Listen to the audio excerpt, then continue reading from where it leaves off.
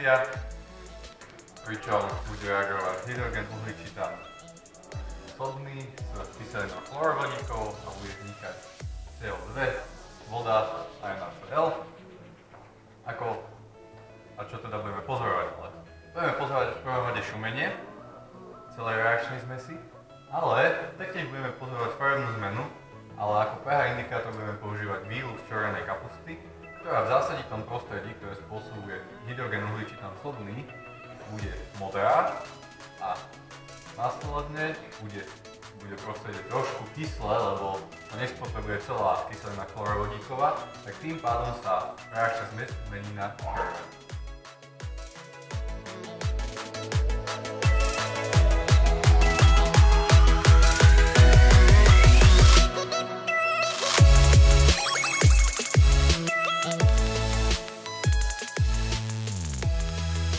Po vstreknutí kyseliny sírovej do uzavretého systému nastal obrovský prúšvih.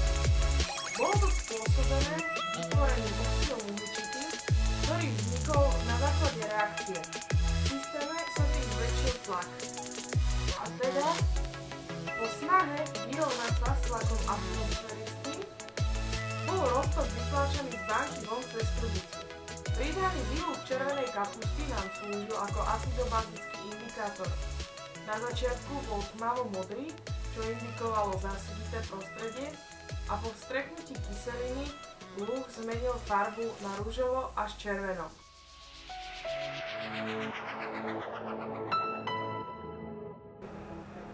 Nasledujúci pokus sa volá Frenová sopka. Je veľmi podobný predchádzajúcemu pokusu, takisto ako indikátor použijeme červenú kapustu, prebehne rovnaká reakcia, použijeme rovnaké látky a zlúčeniny, len tentokrát použijeme iné laboratórne sklo, takže výsledný efekt unikania CO2 bude trošičku iný, ale stále dosť zaujímavý.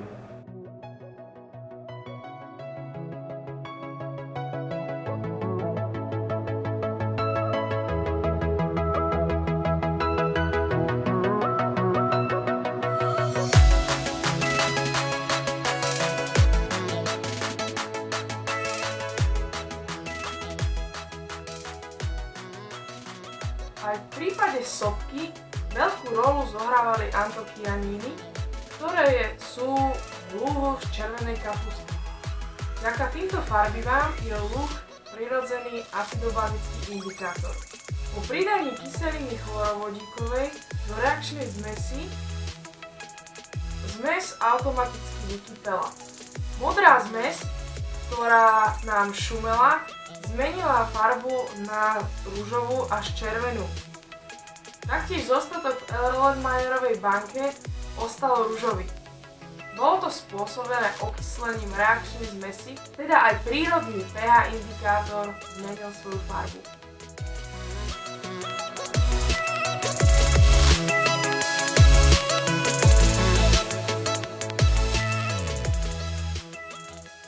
Tretí a zároveň posledný pokus sa volá chemické jojo. Pozostáva z troch odmerných valcov, pričom do jedného sa naleje ocot, do druhého sa naleje roztok hydrogenu uhličitán sodného a do posledného sa naleje voda. Ku každému sa pridá výluch červenej kapusty, aby získalo svoje sfarbenie. V kyslom bude mať výluch červenej kapusty ružové sfarbenie, v násaditom prostredí bude mať zelené a v neutrálnom fialové. Následne do všetkých troch nalejeme N-hexán, ktorý sa ustáli na hornej časti, nakoľko je ľahší ako zvyšok tých reakčných zmesí. Takže nám vznikne rozhranie, kde dole budú naše jednotlivé reakčné zmesy a nad nimi bude N-hexán. Následne si vezmeme sodík, ktorý do toho hodíme. Sodík s N-hexánom nebude reagovať, a nakoľko je ťažší ako N-hexán, tak bude postupne klesať. Až sa dostane na rozhranie, kde stretne vždy vodu. Nakoľko sú to vodné roztoky, tak začne prebiehať následovná reakcia, bude vznikať hydroxid sodný a plynný vodík. Teda budeme vidieť, že to zase šumí, to bude ten unikajúci vodík, Ale navyše budeme pozorovať, že sodík začne ako jojo stúpať a klesať, čo bude spôsobovať práve vznikajúci vodík. V neposlednom rade budeme sledovať aj farebné zmeny, nakoľko vznikajúci hydroxid sodný odsilňuje pH daných roztokov, tým pádom všetky 3 roztoky by sa mali postupne sfarbiť do zelená, čo je aj záver pokusu.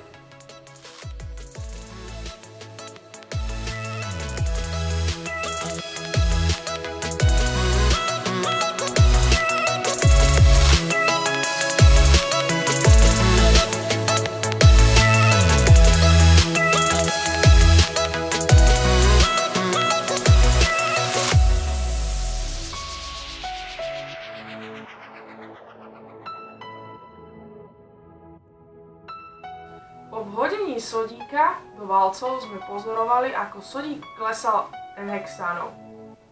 Bolo to spôsobené tým, že mal väčšiu hustotu ako N-hexán, teda padal dole.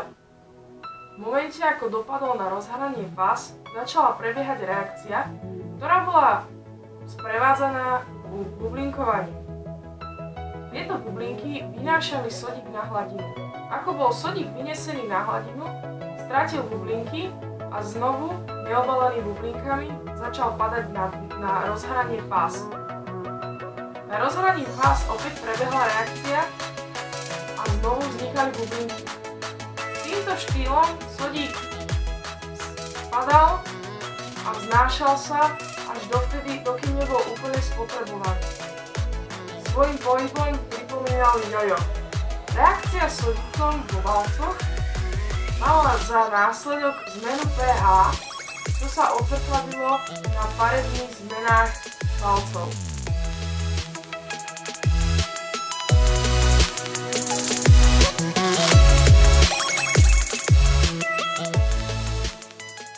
Nasledujúci pokus chce byť príkladom exotermickej reakcie. Vezmeme zinok a v skúmavke si nachystáme 37% kyselinu chlorovodíkovú a ten zinok tam následne vhodíme. Budeme pozorovať okrem iného aj vývoj plynného vodíka, ale okrem toho si aj všimneme, že teplo bude unikať, teda samotná skúmavka bude na dotyk tepla a aj sa celá bude zarosovať, nakoľko sa na nej bude kondenzovať voda.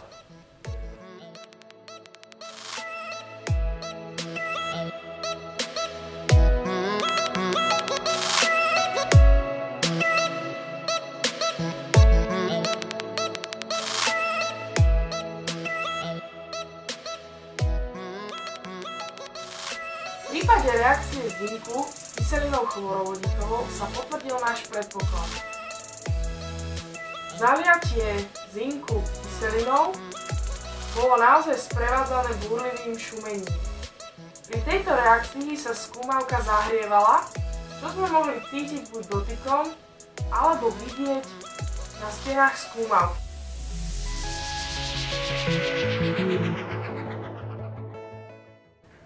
Druhý pokus termochémie slúži ako príklad endotermickej reakcie.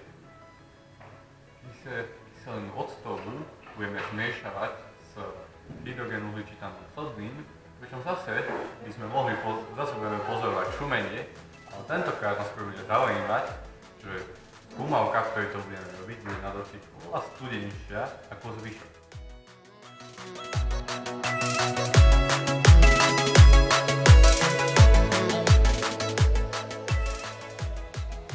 V priebehu tejto reakcie si väčšina ľudí všimne búrlivosť.